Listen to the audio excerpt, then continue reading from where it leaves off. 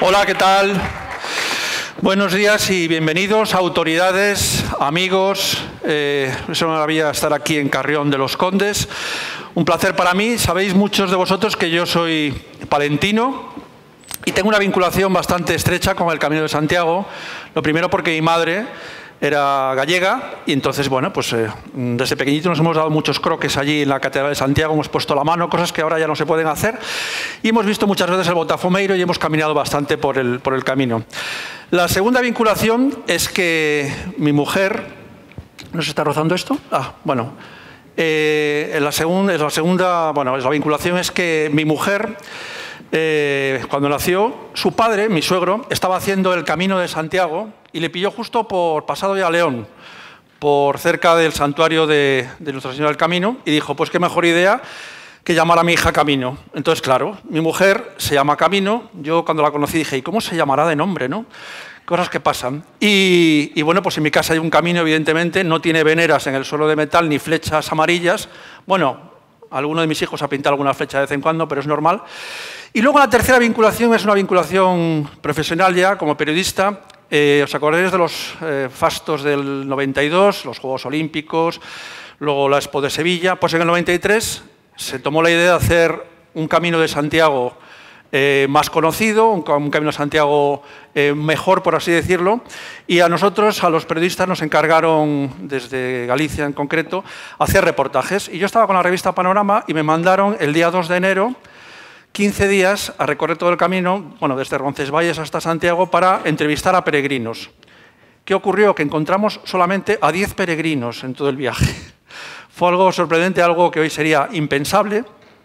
Y lo curioso es que, bueno, pues hablabas con ellos y algunos venían desde Bélgica, otros desde París, no andando, por supuesto, pero sí desde lo que era Pirineos.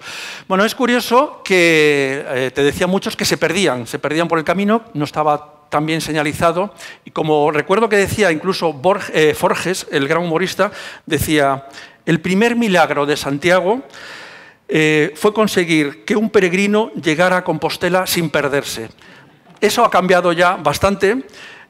Bueno, esta senda cultural ha cambiado un montón, como todos sabéis, desde entonces, y esto es en parte gracias a iniciativas como la que estamos hoy, en la que juntamos tecnología, ponemos en valor lo local y posibilita también interacción con los productores y artesanos. Bueno, pues hoy estamos aquí para hablar del Camino de Europa. Como diría yo, hay que ser franco, ¿no? Un proyecto que busca transformar la experiencia cultural de los peregrinos y reactivar la economía local de los municipios que forman este camino francés. Gracias a la tecnología blockchain, peregrinos y productores interactúan de forma segura y fiable para adquirir productos artesanales locales, disfrutar de experiencias culturales diferenciadas o apoyar, por ejemplo, proyectos orientados a la sostenibilidad y a la pervivencia del Camino de Santiago y sus tradiciones. ¿Esto cómo se podrá hacer? Pues os voy a poner un ejemplo. Con un teléfono móvil. Todos tenemos un teléfono móvil encima, ¿no? Yo también tengo aquí uno... A ver, creo que... Es que son tan... Está aquí. Aquí lo tengo, mi móvil. Bueno, pues, por ejemplo, con este móvil, lo que podremos hacer a lo mejor es, tú de repente vas ahí por un stand, vas ahí por una tienda en pleno Camino de Santiago y pones el móvil encima de un queso y a los pocos días te aparece en casa. Así de sencillo. Tienes que apretar fuerte en teléfonos como estos, pero al final te llegará a casa. Este es el futuro más o menos. Bueno, este puede ser un poco el futuro de lo que vamos a hablar hoy aquí. Y bueno, pues esto es un proyecto financiado, como sabéis, por la Unión Europea, con los fondos Next Generation EU, a través del Plan de Recuperación, Transformación y Resiliencia, incentivado por el Ministerio de Industria, Comercio y Turismo. Bueno, pero vamos, no quiero liarme mucho. Vamos a arrancar estas jornadas. Primero con Rocío Brusó, que es cofundadora de Waze, que nos va a hablar sobre turismo regenerativo en las rutas culturales, con una espectacular ponente magistral, que es Daniela Otero, presidenta del Comité Mundial de Ética de Turismo ONU Turismo. Rocío, por favor, sube y que dé comienzo ya estas jornadas. Un aplauso.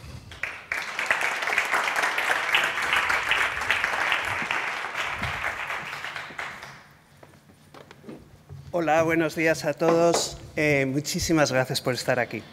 En marzo de 2022 ya emprendimos esta jornada esta travesía como Camino de Europa. Y nos unimos 9 entidades muy únicas entre sí, cada una con nuestro propio bagaje, cada una con nuestra singularidad y nuestra área de expertise, para crear algo más grande que la suma de nuestras partes.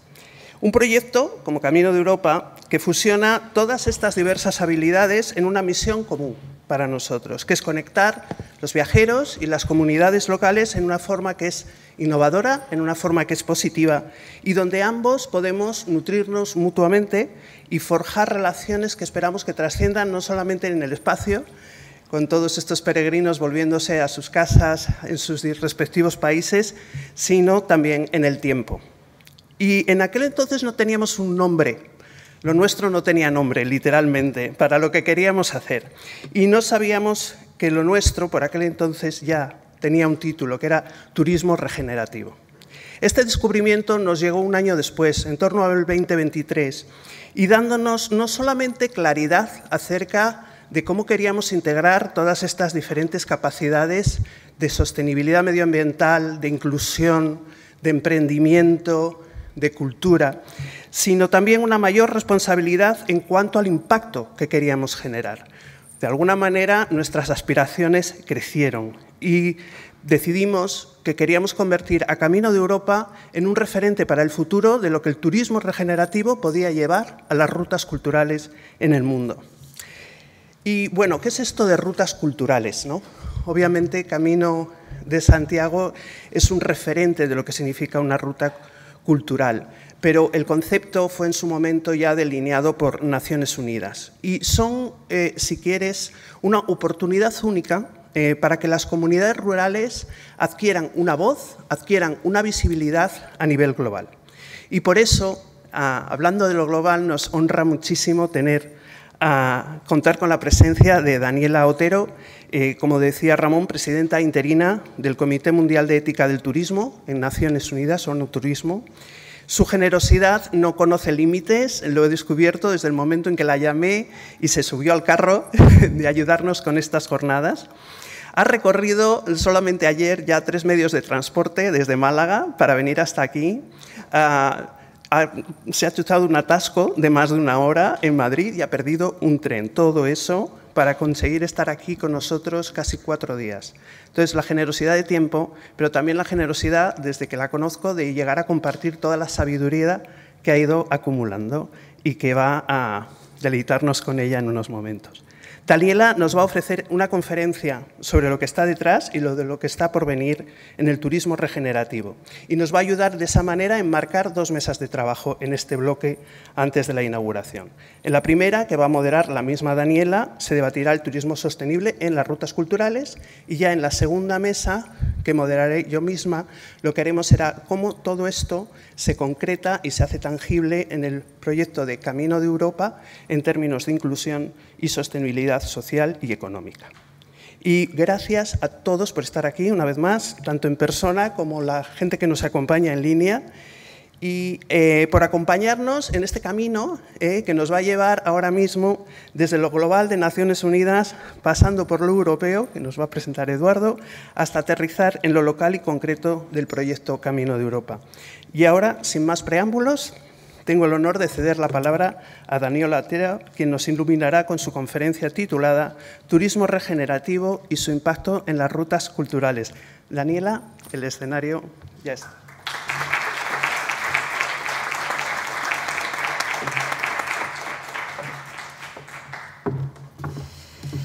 Muy buenos días a todos. Muchas gracias. Es realmente un placer para mí compartir hoy con todos ustedes este espacio de reflexión, tanto para los que están aquí presentes como para quienes nos siguen en el streaming online. Quisiera hacer un agradecimiento especial para las autoridades locales y los organizadores de este evento por esta invitación. Bueno, todos sabemos que el turismo es una de las industrias que ha tenido más rápido crecimiento en el mundo en los últimos años y que inclusive desempeña un papel muy importante en el desarrollo económico de muchas regiones, ciudades, países. Pero estamos viendo en forma también simultánea la aparición de cuestiones, yo diría, éticas dentro del turismo, que han llevado a la necesidad de discutir un poco un enfoque más responsable y sostenible de esta industria. En turismo nos gusta decir que el comportamiento ético se refiere, por ejemplo, a la consideración que tiene el impacto de todas las acciones en la sociedad, también en la cultura y, por supuesto, en el medio ambiente. Implica también el proceso en la toma de decisiones, que tiene que tener en cuenta todos, absolutamente todos los impactos y también a todos los implicados. Y cuando menciono implicados, me interesa hacer una aclaración muy particular, porque a veces hay personas que no entienden que también el impacto son los propios turistas. Entonces, en esta discusión o en este replanteo de un turismo más ético y más sostenible, también los turistas tienen aquí un protagonismo especial. Por supuesto, los trabajadores del sector, un sector que genera muchísimo empleo en muchos lugares del mundo. Los empresarios, otros de los importantes en esta discusión, las comunidades locales, y me gustaría hacer un hincapié particular en los propios estados, en las políticas del diseño del propio Estado. La Asamblea General de por aquel entonces la Organización Mundial del Turismo, que ahora en un rebranding, en un cambio de nombre, se llama ONU Turismo, adoptó en 1999 el Código Ético Mundial para el Turismo como un instrumento voluntario con la intención o con miras a guiar a todos estos agentes que les acabo de mencionar recién del turismo hacia un desarrollo un poco más responsable, sostenible a escala mundial. Esta fue la iniciativa en 1999. El Código Ético Mundial del Turismo comprende 10 principios. No voy hoy a mencionarlos a todos. Los invito a visitar nuestra web y a, por supuesto, a seguir en contacto a partir de aquí con los que estén interesados en este tema.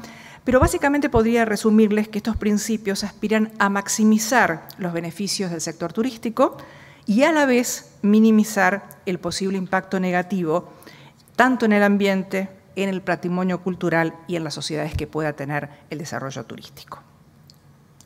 Estos principios que abraza el código están pensados para cubrir todos los componentes, tanto los económicos, los componentes también sociales y ambientales, culturales del sector turístico, y tienen como objetivo central ayudar a las empresas adheridas o a los gobiernos que decidan adherir a ampliar al máximo los beneficios que la industria turística genera, a la vez que también cualquier posible impacto negativo.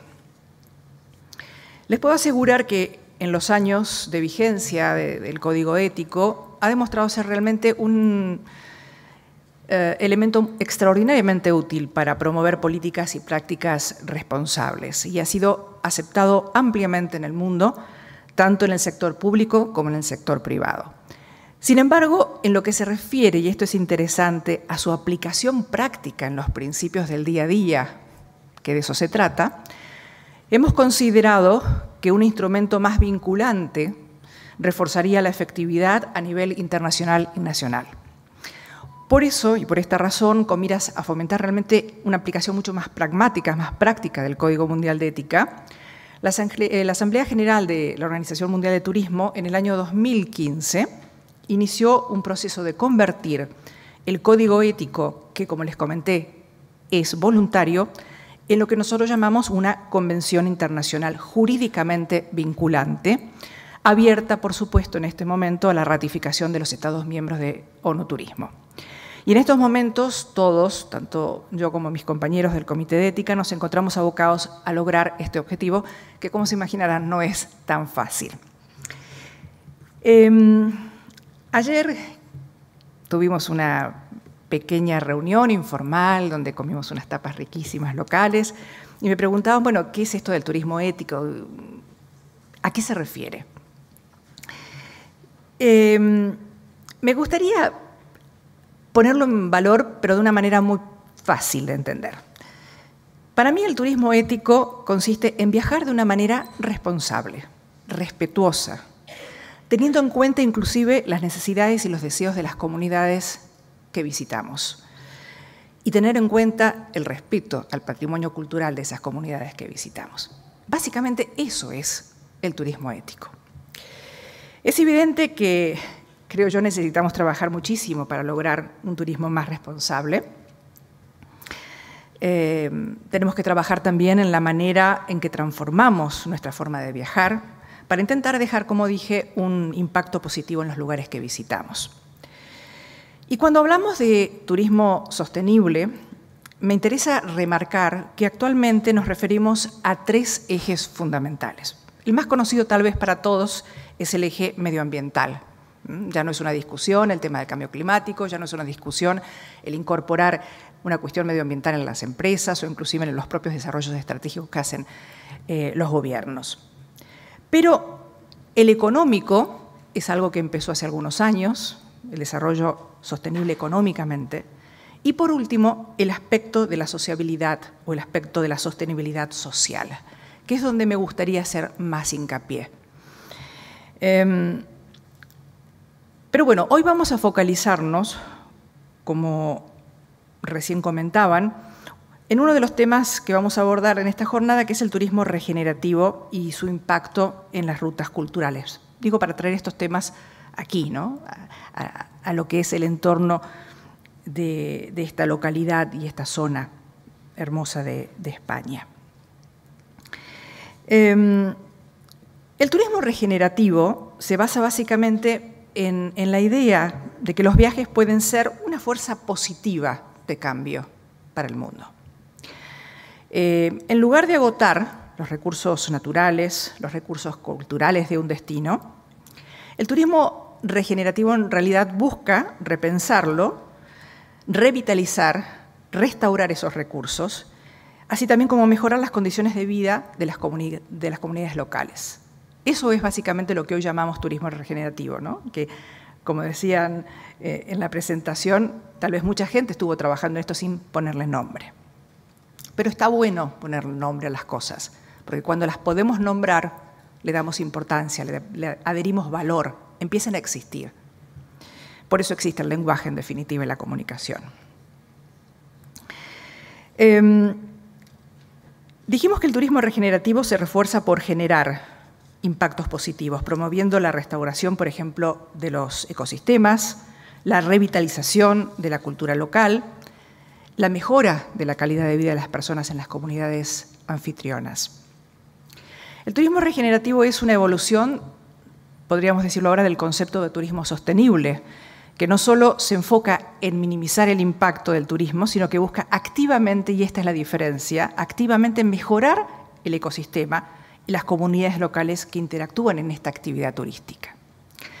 Esta forma de turismo se centra, como dije, en crear este impacto positivo neto, tanto en el medio ambiente como en las comunidades locales, y busca, yo diría, una relación más saludable y beneficiosa entre turista y destinos que eligen visitar a esos turistas. No voy a hablar hoy de este tema tan candente que ha estado en algunas comunidades españolas y algunos países europeos y ciudades de destinos más maduros estos últimos meses, con el tema de la convivencia entre turismo y locales. Pero bueno, este es el centro de la discusión y del debate positivo, ¿no? ¿Cómo es posible esta relación saludable entre turismo y comunidad local? A mí me gustaría recordar hoy cuáles son algunas de las características del turismo regenerativo. La primera es la colaboración y la participación local, donde los residentes tienen un papel muy, pero muy activo en la toma de las decisiones y en la planificación de las actividades turísticas. Ayer mencionábamos en esta charla informal que tuvimos a la noche lo importante de la horizontalidad en la toma de decisiones, ¿no? Entonces, la comunidad local debe participar para que realmente la decisión sea abrazada, sea transversal y sea, aparte, algo que se pueda prolongar en el mediano y en el largo alcance. Y también tiene que asegurarse, esas tomas de decisiones, los beneficios que se distribuyan de una manera más equitativa en la comunidad local. El segundo punto es la restauración y la conservación. Porque el turismo regenerativo se centra justamente en esto que dijimos, en la restauración y la conservación de todos los recursos naturales y culturales. No tengo que aclarar que esta es una de las zonas de España que justamente lo que promueve es esto. Así que es fundamental este segundo punto en el lugar donde hoy nos encontramos, y en general en todo lo que es el Camino de Santiago. ¿Qué puede incluir esto? Bueno, reforestar, restaurar sitios históricos, protección de la biodiversidad de la zona, por ejemplo. El tercer punto, busca siempre beneficios económicos y sociales, buscando mejorar, como dije, la calidad de vida de las comunidades locales, generando empleo. En un momento donde el tema de la falta de empleo en muchas ciudades del interior de España es un tema de gran discusión política, estratégicamente política, me parece interesante que pueda haber un aporte desde el punto de vista del turismo regenerativo a esta cuestión, ¿no? Porque el empleo genera aumento de ingresos, promueve también el desarrollo económico más sostenible y, por supuesto, la sostenibilidad social de aquellos que viven en el lugar que visitamos. ¿Cómo puede lograrse esto? Bueno, a través, por ejemplo, de la ayuda a creación de oportunidades para empresas locales, la inversión de proyectos comunitarios. Hoy vamos a hablar de proyectos que están financiados como Next Generation. El cuarto punto aporta a la educación y aumenta el nivel de conciencia de la comunidad. Porque los viajeros que participan en este tipo de experiencias de turismo regenerativo tienen la oportunidad también de recibir, de aprender sobre la cultura local, sobre la historia, sobre los desafíos que enfrentan las comunidades anfitrionas. Esto promueve la conciencia y el respeto por el entorno y por los habitantes. Es decir, no respetamos lo que no conocemos, no respetamos lo que no entendemos. Por eso es tan importante la información que se comparte con el visitante llega al lugar de destino. Y lo digo desde un punto de vista inclusive muy claro sobre el producto que es el Camino de Santiago, ¿no? Esta introspección, este producto tan espiritual, tan relacionado con la naturaleza. Y por último, el turismo regenerativo trabaja en la reducción de los impactos negativos, porque evidentemente cualquier actividad humana tiene algún impacto negativo. Pero lo bueno es poder trabajar con antelación. Porque aunque el enfoque principal es generar obviamente impactos positivos, como les he comentado, el turismo regenerativo también se esfuerza por minimizar estos impactos que tenga cualquier actividad humana. Uno puede ser, por ejemplo, la contaminación, ¿no? Se fomenta el uso responsable de los recursos y la reducción de esta huella ecológica que, sin lugar a duda, todos los viajeros dejamos en los lugares que visitamos. Pero, ¿cuáles pueden ser las estrategias para lograr este turismo regenerativo? Bueno, por ejemplo, la promoción de zonas menos conocidas dentro de un territorio, es una forma de ir diversificando. La conservación y promoción del patrimonio cultural de la zona, trabajar en involucrar a la comunidad local, como dije recién, y fomentar las prácticas responsables del consumo. Todos tenemos que consumir, pero hay formas y formas de hacerlo.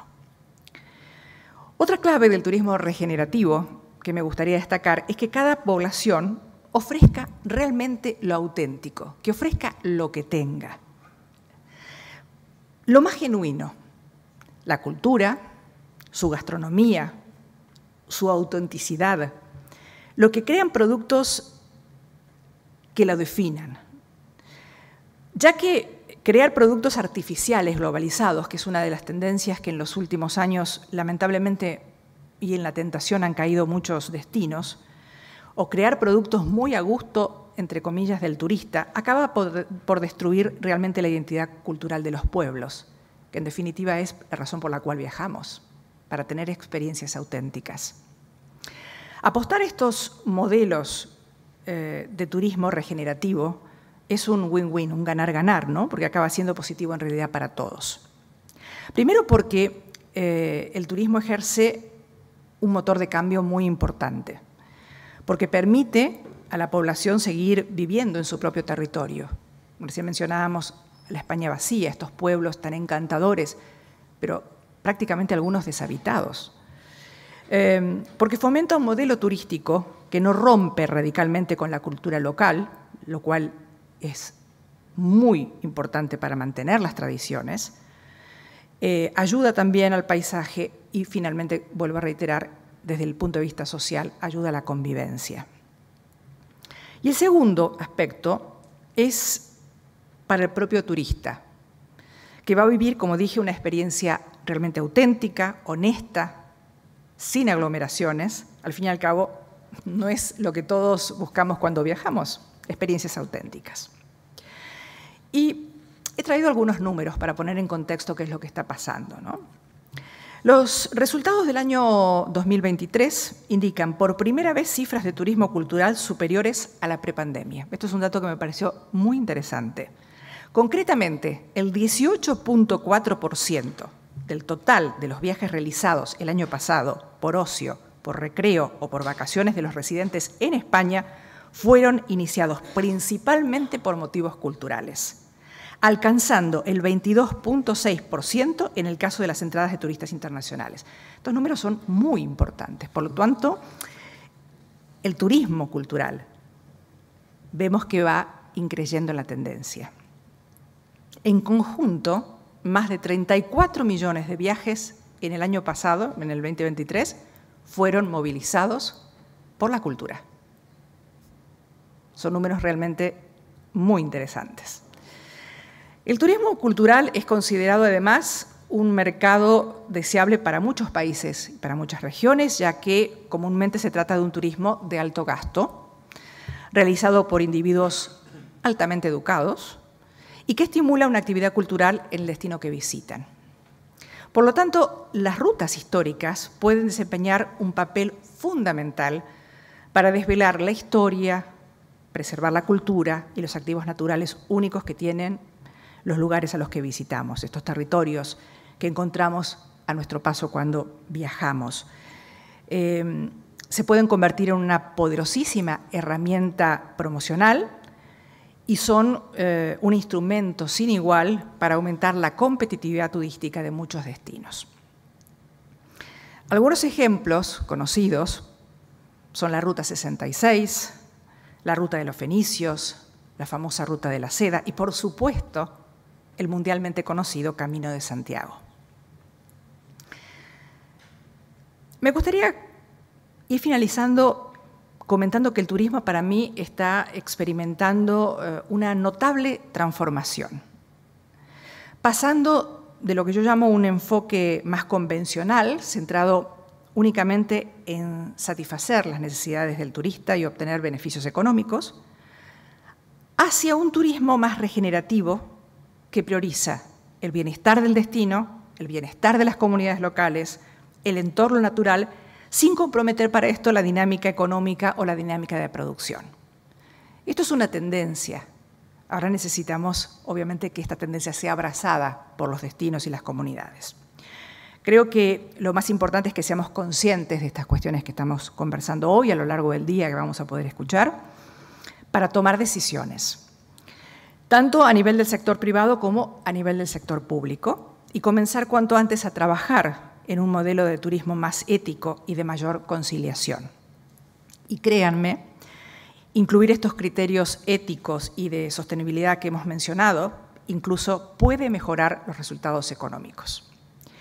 Para que el sector pueda seguir creciendo de manera sostenible y aporte mayores beneficios a la sociedad, realmente es muy necesario que se opere de una manera más responsable. Hay gran diversidad de iniciativas que pueden aportar un granito de arena a nuestros objetivos comunes, ¿no? Y debemos trabajar juntos para que esta responsabilidad social en el turismo sea ejemplar y contribuya finalmente a un sector más sostenible y a la vez más competitivo. Muchas gracias.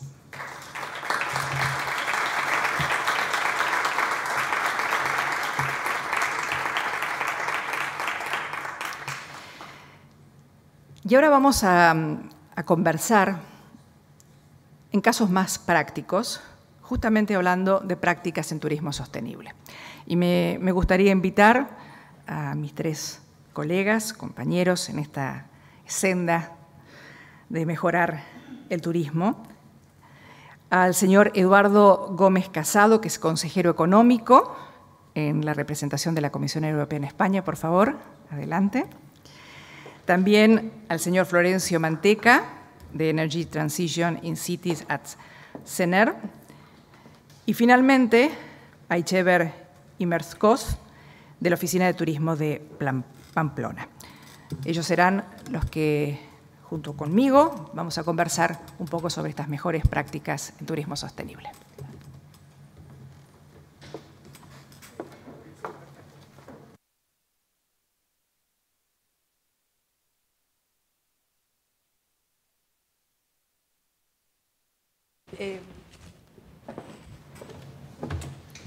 Eduardo, vamos a organizarnos de esta manera. Cada uno de los tres ponentes va a tener unos minutos para presentar aquí en el atril el tema en general y si después les parece hacemos una mesa redonda de preguntas y respuestas que hemos, digamos, prepactado, pero si hay alguien, por supuesto, aquí en la audiencia que quiera hacer alguna pregunta también será bienvenido. Comenzamos entonces, Eduardo, con la primera presentación, por favor.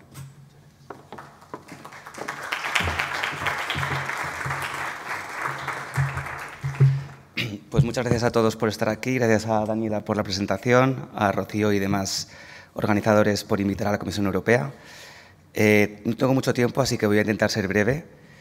Bueno, como todos sabéis, este maravilloso proyecto ha sido financiado por los fondos Next Generation EU de la Comisión Europea, así que voy a hablar un poco de cómo y por qué este proyecto y proyectos como este acaban siendo financiados por este programa de fondos.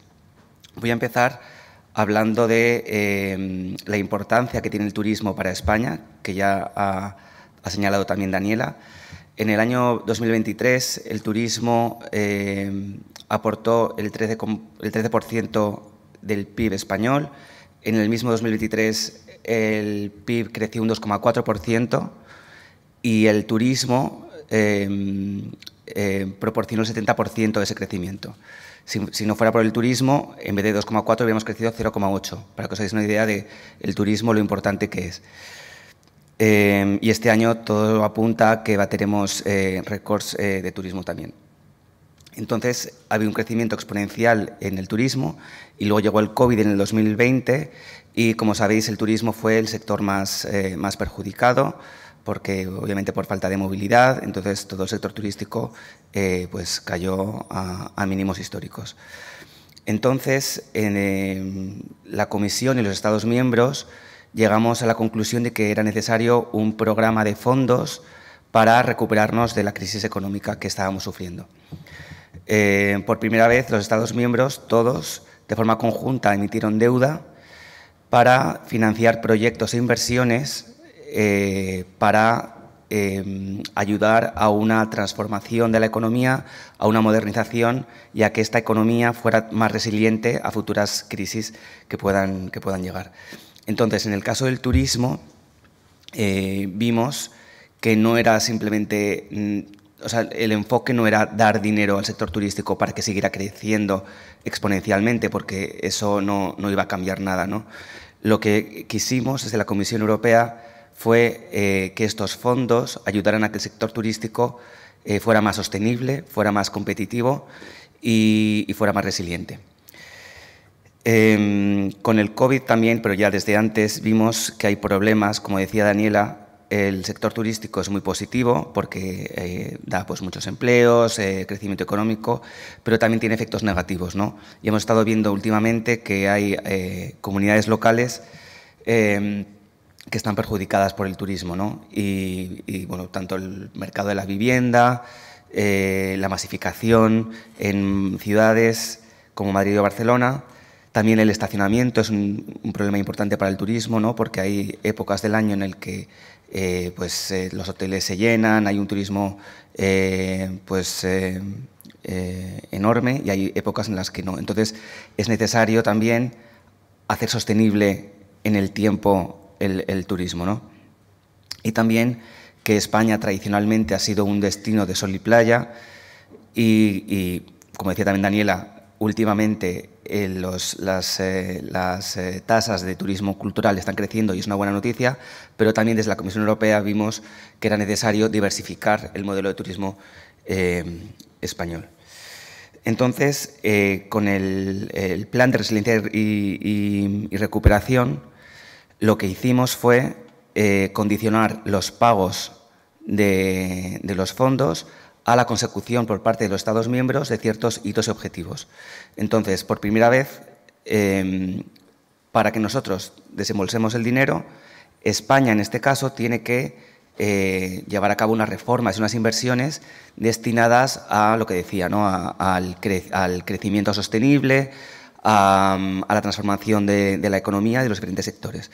Entonces, en este Plan Español de Recuperación y Resiliencia hay un capítulo específico para el turismo, por lo que decía que el turismo es un sector importantísimo en la economía española. Entonces, el componente de turismo del plan se compone de diferentes reformas e inversiones, y hay inversiones específicas que están destinadas a proyectos que faciliten esta transformación del sector, ¿no?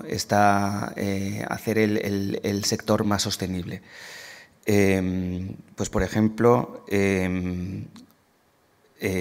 turismo que impulse la creación de empleo, que proteja a las comunidades locales, que también forme a estas comunidades locales para hacer un turismo más sostenible, también la digitalización del turismo, que es algo de lo que hablaremos más tarde esta mañana también, porque la digitalización es muy importante, tanto para ayudar a que los emprendedores y que las administraciones locales y regionales puedan estar preparadas para cualquier tipo para el estacionamiento, por ejemplo, y también, por supuesto, para que el turista tenga una experiencia mejor.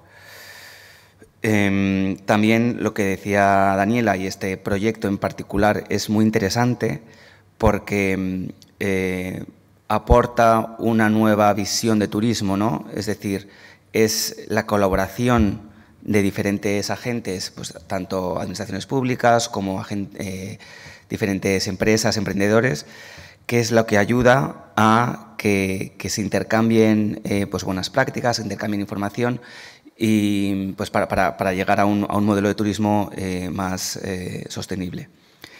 Y también los componentes de este proyecto, que son pues el turismo cultural, el impulso del patrimonio cultural, del patrimonio inmaterial, que es tan importante, ¿no? Poner en valor los activos que tenemos en España, que no es solo, como decía, sol y playa, sino que tenemos pues gastronomía, tenemos artesanía, tenemos muchas tradiciones, que es importante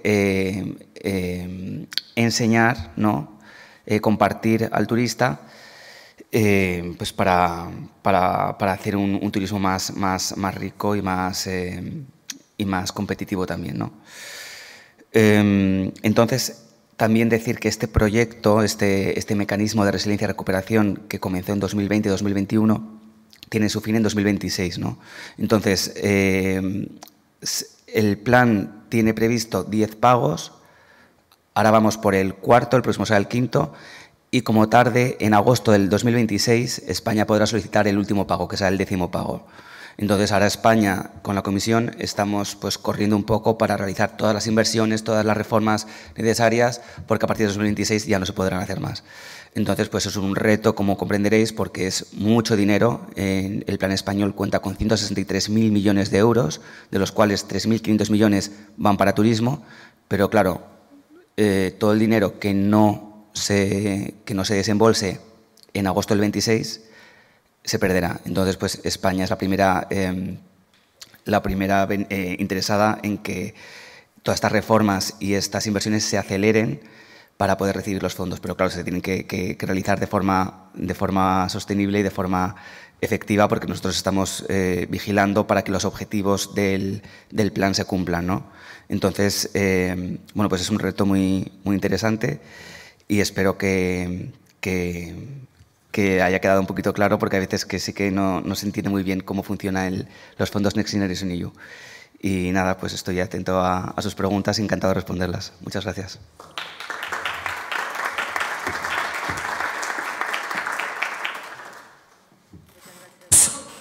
Ya tengo, gracias. Muchas gracias, Eduardo. Vamos a intentar después en nuestra charla que se entienda un poco mejor, y vamos a hablar un poco después qué va a pasar del 2026, que creo que también es un punto de preocupación para muchos.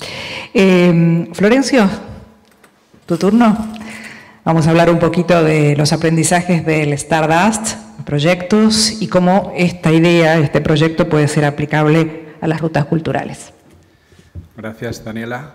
Buenos días a todos.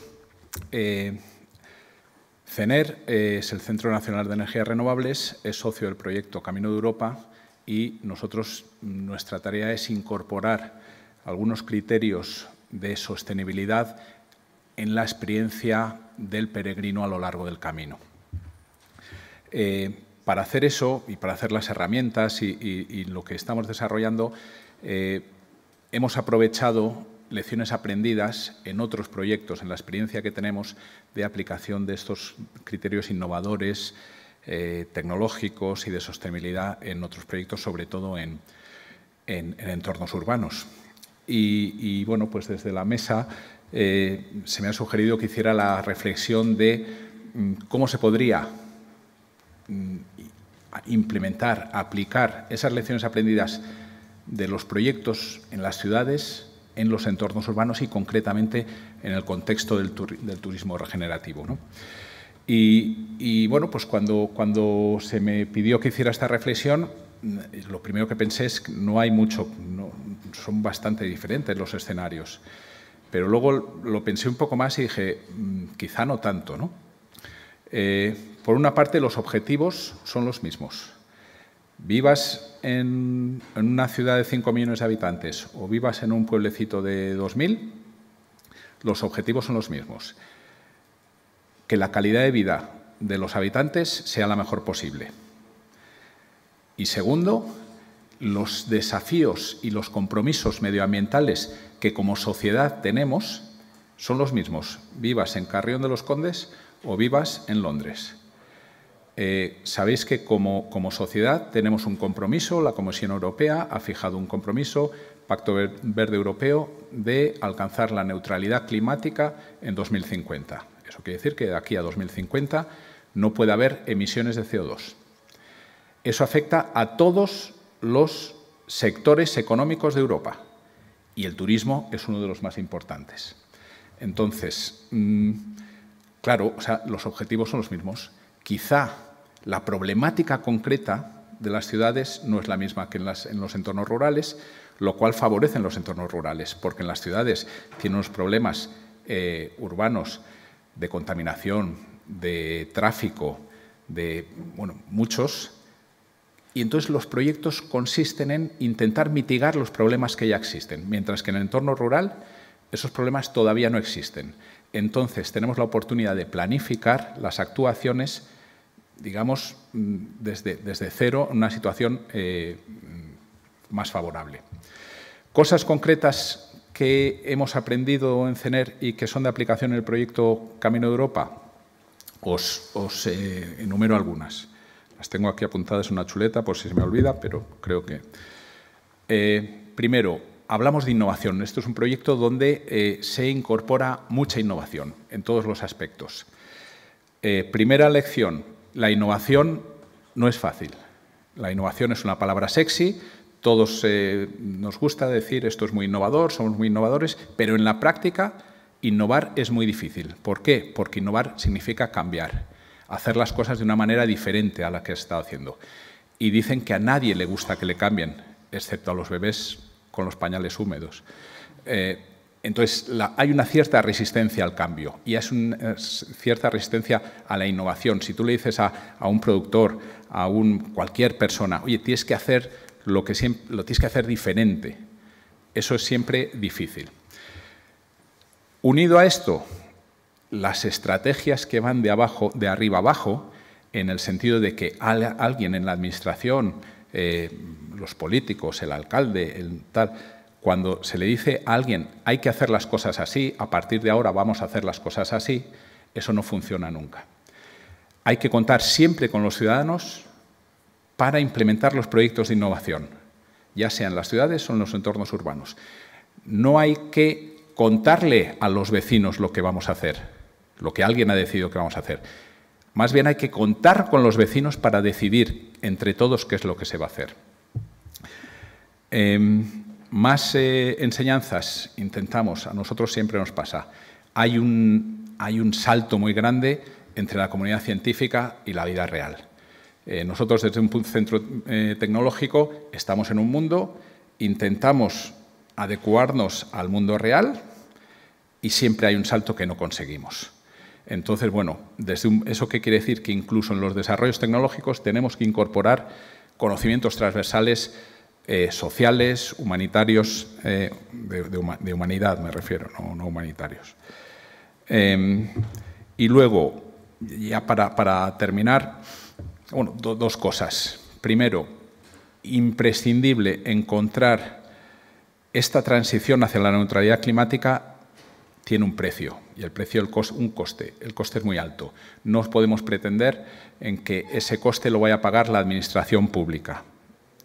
Es necesario encontrar la manera, los modelos de negocio, para que esa transición a la neutralidad climática genere en sí una actividad económica que lo haga económicamente viable, porque si no, no será.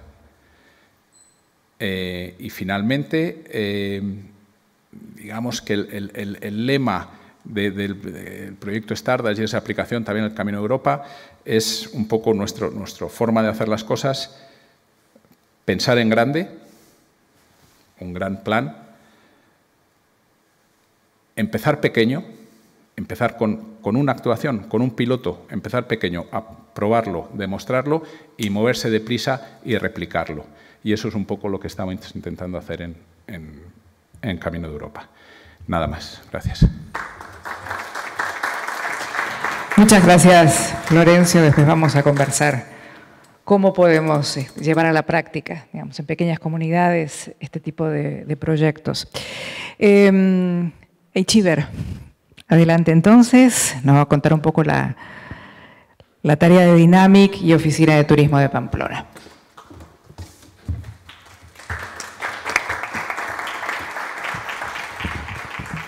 Bueno, pues buenos días, gracias por la oportunidad de estar aquí.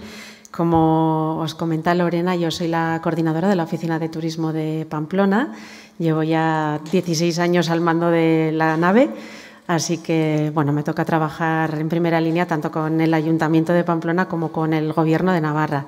Al hilo un poquito de lo que ha lanzado Daniela, perdón, creo que te cambió de nombre antes, disculpa, estoy acostumbrada a que me lo cambien a mí, pero bueno, en fin, pues un poquito al hilo de lo que ha lanzado ella. Yo me muevo en el ambiente del turismo cultural también, soy guía en Pamplona, bueno, me dedico a tema de audioguías, hago consultorías históricas por mi formación, que es un poquito también lo que me trae aquí a Camino de Europa. Nosotros aportamos unas audioguías, en este caso de capitales, pero al hilo de lo que estábamos hablando un poquito de la sostenibilidad del turismo y lo que a mí me toca trabajar con el Ayuntamiento de Pamplona, me voy a salir del Camino de Santiago y no puedo hablar de Pamplona sin hablar de Sanfermines, en este caso. Así que nosotros como Ayuntamiento ahora mismo estamos trabajando precisamente en la sostenibilidad de este tipo de actos, que es un pilar esencial también pues, en el turismo cultural.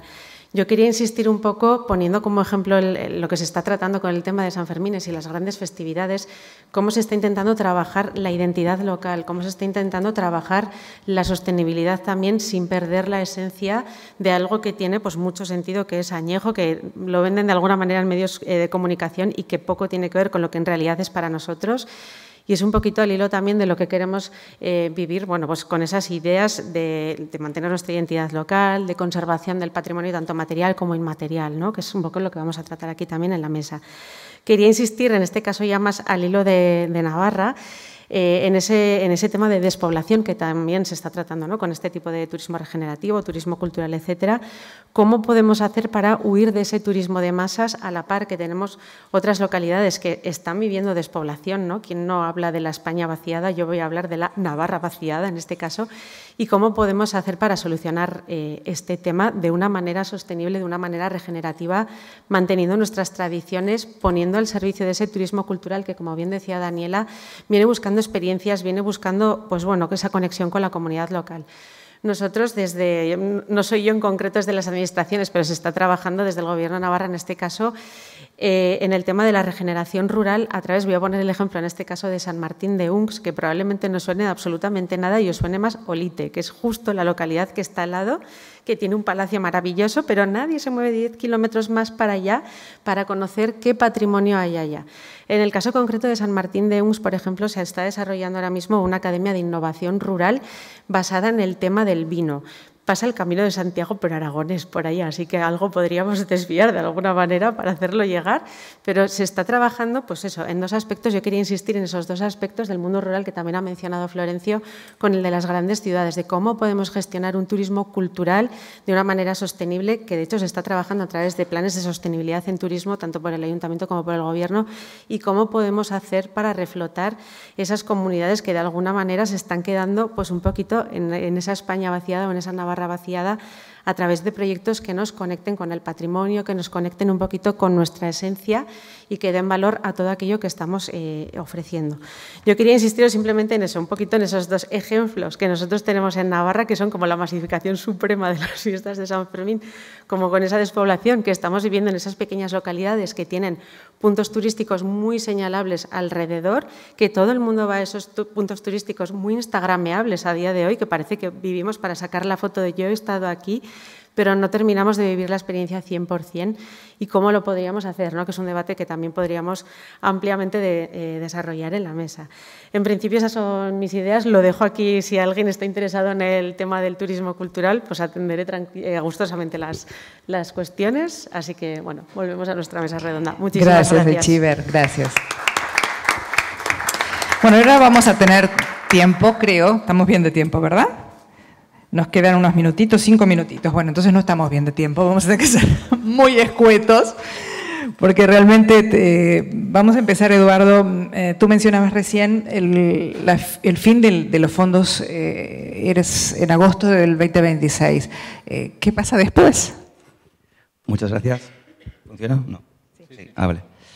Pues muchas gracias, Daniela. Pues como te decía, en agosto del 26 es la fecha límite en el que España puede pedir el último pago. Nosotros después analizaremos el pago y desembolsaremos el dinero en su caso.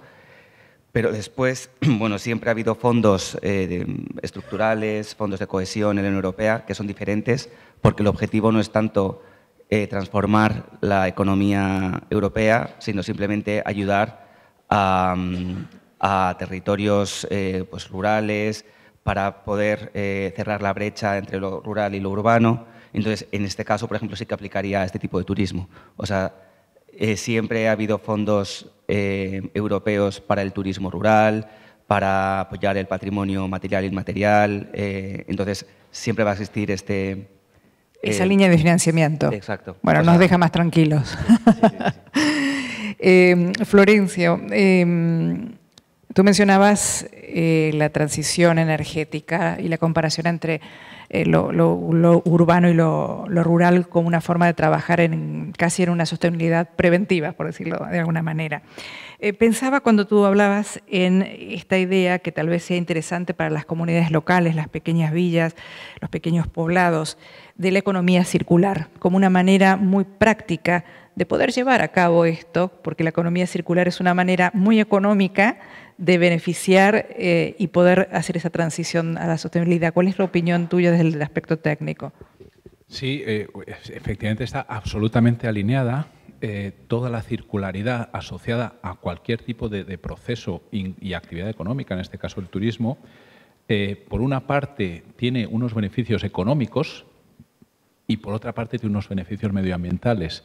Entonces, todo lo que sea aprovechar en el ámbito del turismo infraestructuras existentes, rehabilitar edificios que ya existan en vez de construir uno nuevo, o recuperar materiales, en fin, todo lo que sea recuperación y puesta de nuevo en valor y darle una segunda vida a activos que ya estén ahí es más económico y es mucho mejor desde el punto medioambiental en términos de energía consumida y emisiones, y etcétera, etcétera. Así que realmente yo te diría que la transición energética y la circularidad van o sea, no puede haber una sin la otra.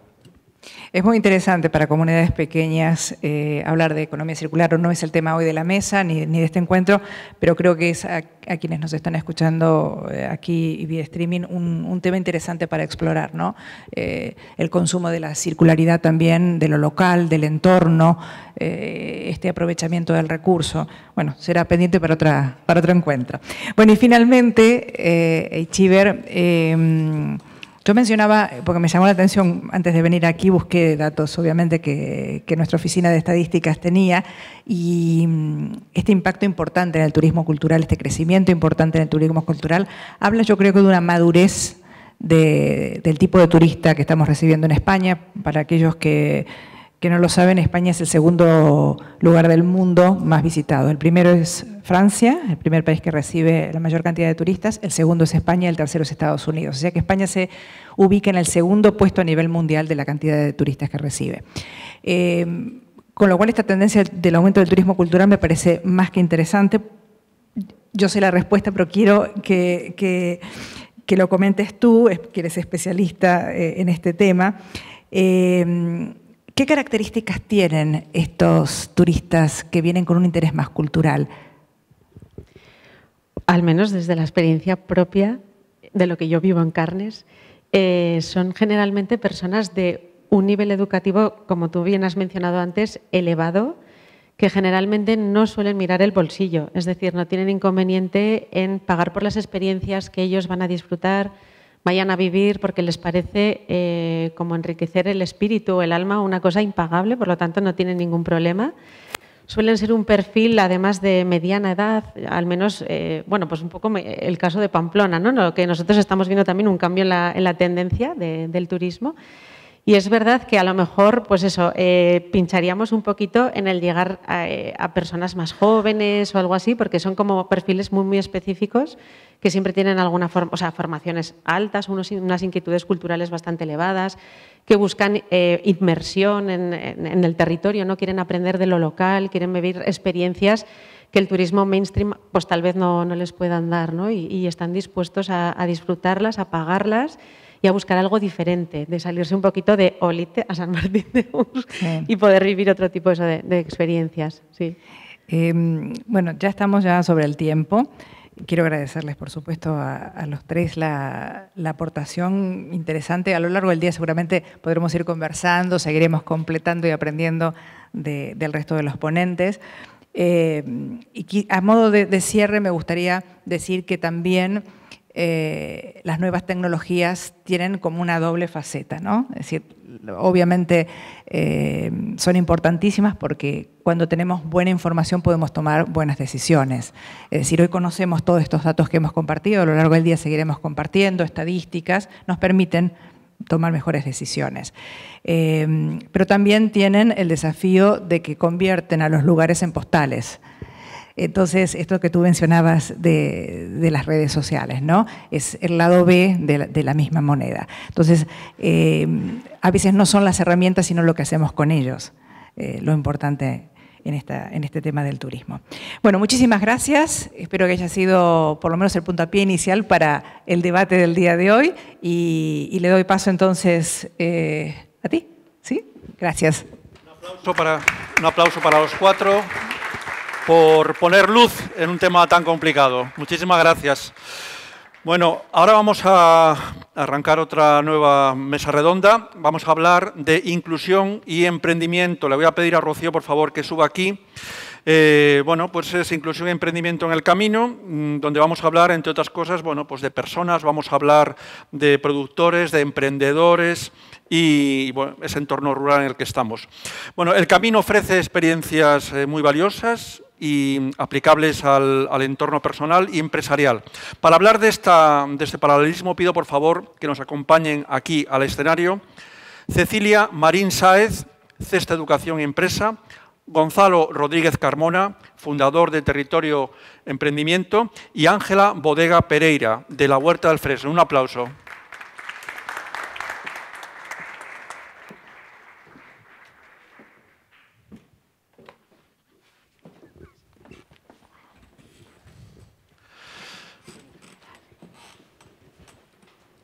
Y si me escuchas perfectamente. Bueno, pues como os comentaba al principio, vamos a tener esta segunda mesa para concretar y casi aterrizar todavía más al nivel del proyecto de Camina de Europa e incidir en dos temas que no hemos tratado hasta ahora, pero que forman parte también del turismo regenerativo, que son la inclusión y el emprendimiento rural y la integración del tejido más básico de las comunidades dentro de esos procesos de desarrollo económico y desarrollo social. Entonces, bueno, voy a hacer una serie de preguntas relacionadas con las capacidades y las áreas de conocimiento de cada una de las personas que tenemos en la mesa, pero al mismo tiempo relacionadas muy concretamente con el proyecto. ¿De acuerdo? Entonces, hay un tema que siempre levanta un poquito de suspicacias, vamos a decirlo así, que es el tema de inclusión e igualdad de género. Y la gente se pregunta, bueno, ¿por qué es importante el tema de igualdad de género? Esta pregunta obviamente va para Cecilia Marín. En un tema de turismo regenerativo y concretamente en el proyecto de Camino de Europa. Cuéntanos, Cecilia. Muchas gracias.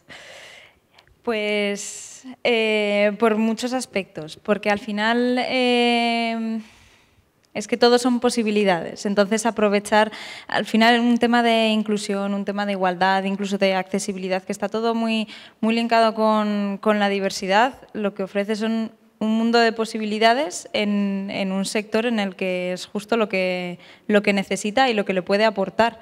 Entonces, pues un poco desde Fundación CESTE, todo lo que hemos ido aprovechando pues, y el motivo por el que entramos, ¿no? Porque pues, a través de otros proyectos es lo que hemos ido luchando un poco y trabajando, es por aprovechar esa gran oportunidad y gran necesidad que tenemos con esa inclusión y con toda la igualdad, todo el camino que tenemos ahí en aprovecharlo para un turismo, porque al final pues en un mundo rural no es precisamente el más adentrado y más avanzado en temas en igualdad, y es algo que pues por ejemplo a lo largo de eventos y de mesas que hemos ido haciendo y de entrevistas en comercios y con peregrinas también, pues precisamente lo que hemos visto es que a pesar de que son muchas las peregrinas y que principalmente son mujeres las que realizan ese camino, pues en el mundo rural precisamente no es el sector femenino el que más abunda, sino que es pues siempre un sector que está más en la sombra, con menos posibilidades, pues por una cuestión más cultural y más de inercia. Entonces, lo que desde los últimos años sí que vamos notando un cambio y sí que hemos ido comentando a través de proyectos y con colegas es que hay que aprovechar todo este tema de la igualdad y de la inclusión para dos vías. Primero, por el avance que en sociedad es eminente y es completamente necesario, y segundo, por las posibilidades que puede aprovechar y ofrecer a un turismo, a una igualdad, al motor económico de una región. Es que es un win-win. Es una necesidad y es algo que realmente puede aportar. De hecho, concretar muy específicamente los encuentros de la Red Sororidad, que precisamente es uno de los pilares dentro de lo que es el proyecto de Camino de Europa, donde la organización de CESTE ha promovido fundamentalmente que peregrinas, mujeres, que es ese sector que va creciendo, es el grupo de personas que más crece en el camino, son mujeres, y mujeres viajando solas, muy interesante, lleguen a encontrarse con productoras mujeres a lo largo del Camino de Santiago. Y este es una iniciativa muy específica dentro de Camino de Europa llamada Red Sororidad, que vamos a intentar seguir promoviendo a partir de estos encuentros y a partir ya con una continuidad y con una individualidad. Quiero hacer una precisión como gallega, sorprendente. Nosotros, una de las productoras que tenemos en Camino de Europa, en el mercado, se llama La Abuela Delfina. Ella se llama Yolanda y Yolanda ha aparecido en numerosos reportajes porque las mujeres son la mayoría de las productoras agrarias y ganaderas en Galicia. Hay más mujeres que hombres en Galicia haciéndose cargo del campo y haciéndose cargo de la ganadería. Algo realmente poderoso y consistente. Veo aquí a Olga, Bueno, pues Yolanda, que es esta productora de fantásticos chorizos que podéis comprar a la salida, abuela Delfina, es de Triacastela, igual que Olga va a hablar después. Gonzalo, ¿cómo esa necesidad de representatividad, esa necesidad de inclusión y diversidad representativa o representación diversa ha influido en la forma en que os habéis aproximado desde Territorio Emprendimiento a la parte de emprendimiento rural en el proyecto? Cuéntanos. Sí, muchas gracias, Rocío, y un placer estar con todas vosotras, porque además aquí hay un claro ejemplo de lo que es el emprendimiento y la lucha, ¿no?, que están teniendo jóvenes que han retornado de una carrera, ¿no?, internacional y que están... Pues ¿cómo lo hemos hecho? Inicialmente a través del catastro, que ahí hicimos más de 800 perfiles que fuimos descremando a través de viajes y a través de un trabajo y detectando ahí el talento y, por un lado, la selección que finalmente está en Waze, ¿no?, que yo creo que es fantástica, de ese reflejo de la diversidad, ¿no? Yo creo que el camino es diverso. A mí, por ejemplo, es muy interesante en Carrión que si os dais una vuelta e incluso vais al polígono industrial, ves que hay un quesero que es fantástico, la oveja que bala, hay un mielero con premios internacionales y dices, joder, pues en un pueblo de 2.000 habitantes ya hay un claro reflejo de la selección que hemos querido hacer. Pero si vas a todo el tema del entramado, el ecosistema emprendedor, aquí te encuentras, por ejemplo, una empresa que lleva Estíbaliz, que es un referente nacional e internacional del Passive House, por ejemplo, ¿no? Y lo está haciendo aquí en una nave y está haciendo proyectos que dentro del propio Carrión hay muchas casas que se están transformando en ecológico y en Passive House a través de esta emprendedora que vino aquí a emprender, ¿no? Entonces, yo quiero también poner encima de la mesa que el camino es diverso, ¿no? O sea, en sí mismo, si empiezas a rascar en los diferentes municipios donde vas, encuentras a grandes emprendedores y muchas mujeres también, ¿no? Porque al final son las que hacen enraizar, digamos, a las familias que son tan importantes para que luego los pueblos se vayan. Y luego hay un componente también que es el talento exterior de atracción a los municipios, ¿no?, que yo creo que también es muy importante, ¿no? Entonces nosotros, volviendo a tu pregunta original, a través del catastro, a través del descremar el talento y oportunidades y luego a través de la selección y demás, ¿no? De acuerdo. Bueno, por referencias, Ángela. Ángela viene de Huerta del Fresno. Bueno, ella es copropietaria. Bueno, ¿por qué no cuentas un poco mejor tú? Que se cuente ella su propia historia porque es muy interesante y forma parte, es una representante de la plataforma de productores y artesanos de Camino de Europa. Buenos días a todos, gracias Rocío.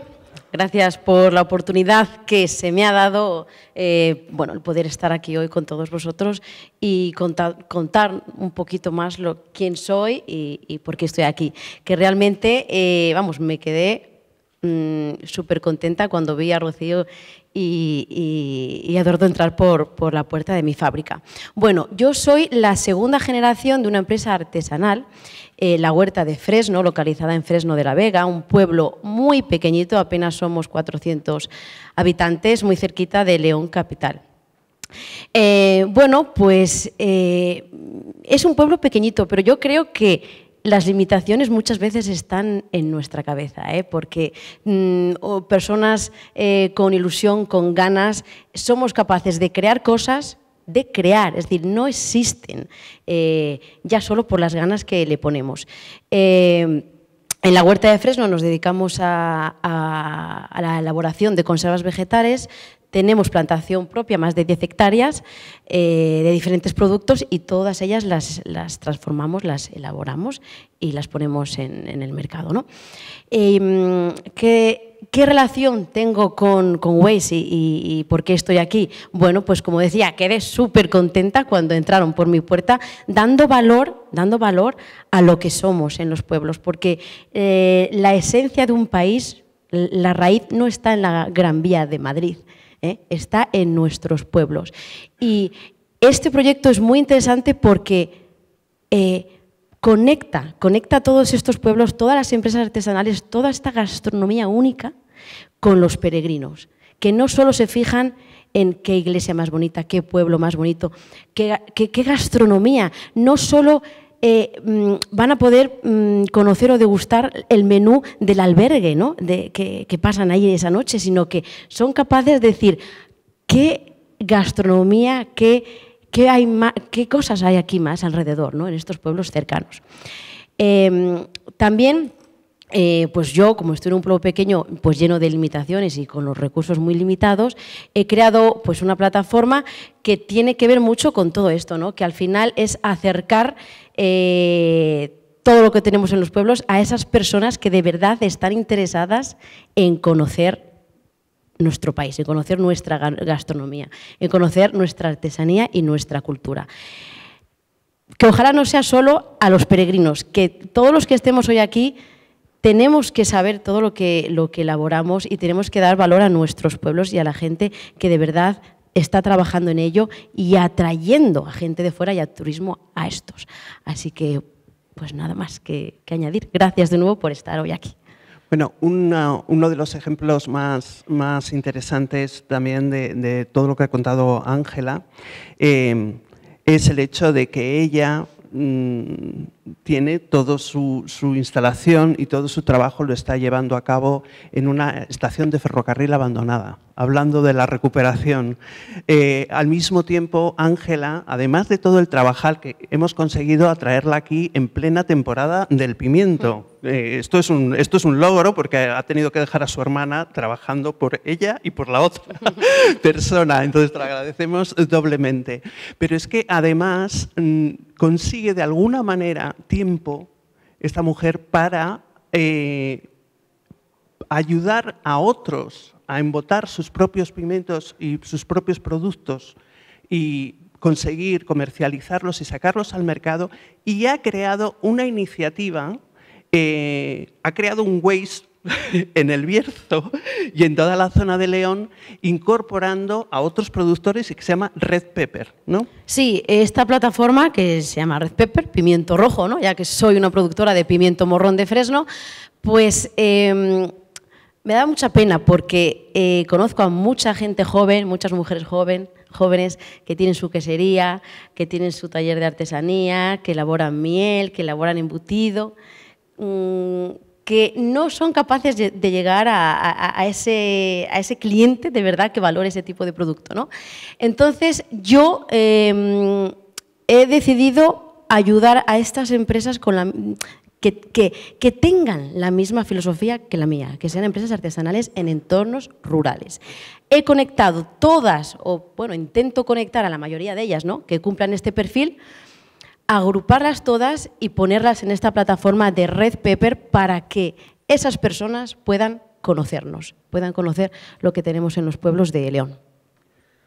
Bueno, pues muchísimas gracias. Yo creo que es que Ángela representa todo lo que hemos hablado, representa absolutamente todo el espíritu del trabajo que venimos haciendo en Camino de Europa, lo concreta, lo aterriza, lo hace tangible, lo hace real y lo hace tremendamente valioso. Yo quería simplemente acabar esta pequeña mesa, porque hemos un poco de prisa, pero recordándonos cómo podemos empezar desde lo global, podemos empezar desde lo conceptual, lo teórico, la gran visión estratégica, los grandes lineamientos, los grandes principios, desde la ética, al turismo regenerativo, al turismo sostenible, los fondos, cómo vamos aterrizando las políticas, las administraciones, los grandes proyectos, pero al final todo se concreta en la posibilidad de tener un mínimo impacto positivo y escalable, eso sí, pero positivo al nivel de lo que está desarrollando Ángela y lo que está desarrollando Abuela Delfina y lo que están desarrollando tantas mujeres y hombres productores a lo largo del Camino de Santiago. Toda esa riqueza cultural, toda esa diversidad cultural se traslada en diferentes productores y artesanos que a su vez tienen que desarrollar sus negocios y mantenerlos sostenibles en el tiempo pueden y tienen el secreto de cómo enriquecer enormemente el viaje de un peregrino en el Camino de Santiago. Ellos son los que tienen la verdadera clave, las comunidades locales y concretamente los productores artesanales. Y unidos a ellos, obviamente, los establecimientos, restaurantes, albergues, hotelería, comercio, que apoyen a estos productores a nivel local también para dar visibilidad a los productos. En eso, pues, es esa alianza desde lo global hasta lo más local que queríamos traeros hoy y que es, de alguna manera, lo que es la clave para el turismo regenerativo. Y creo que ya vamos a terminar. No quiero, por supuesto, no quiero usurpar el tiempo de las autoridades que van a estar presentes en la inauguración y creo que Ramón tiene unas palabras para combinarnos a todos a ello. Pediría muchísimas gracias a los tres, pediría un fuerte aplauso para ellos como habéis hecho y solamente decir que bueno, también dar muchísimas gracias a Rocío por haber estado aquí, por esta intervención tan interesante y deciros que efectivamente ahora se va a realizar la inauguración de lo que es la feria.